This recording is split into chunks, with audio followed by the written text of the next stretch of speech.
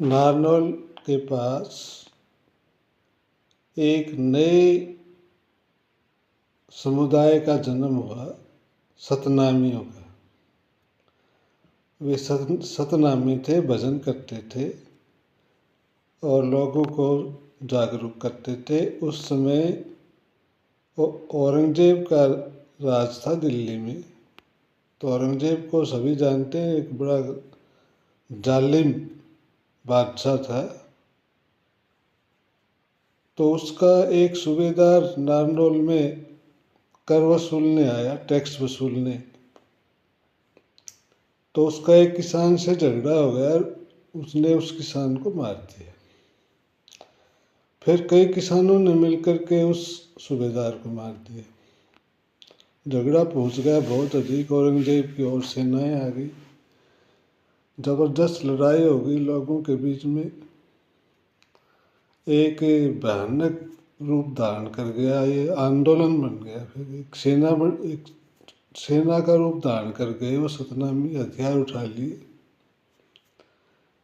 और दिल्ली की तरफ चल पड़े। उनकी संख्या थी लगभग 5,000। उनके हाथ में एक झंडा था, उसके ऊपर ताबीज बंधा हुआ था और ऐसी मान्यता थी कि हमारे आगे आगे एक बूढ़ी चलती है, वो हमारी रक्षा करती है। बड़ा उग्र रूप धारण कर लिया। जो भी रास्ते में आए औरंगजेब का सिपाही, सूबेदार, सबको मार दिया। गुरुग्राम तक पहुंच गए, महरौली तक पहुंच गए, थोड़ी दूर था फिर लाल किला। औरंगजेब घबरा गया, ये तो गड़बड़ हो गई।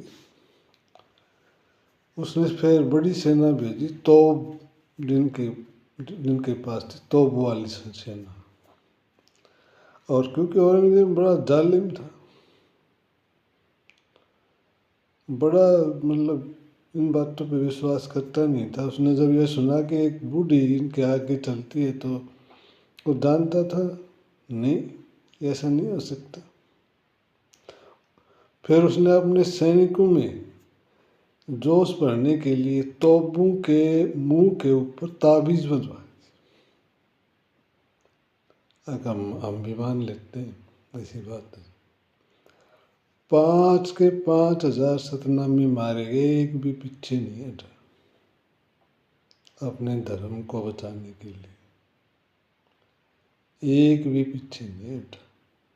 इतना बड़ा हादसा हुआ था दिल्ली के पास। औरंगजेब ने कुचल दिया उनको क्रूरता से, लेकिन सतनामी पीछे नहीं हटे। तो इस देश में ऐसे ऐसे जुल्म हुए हैं जिनको बताना युवा पीढ़ी को बहुत जरूरी है।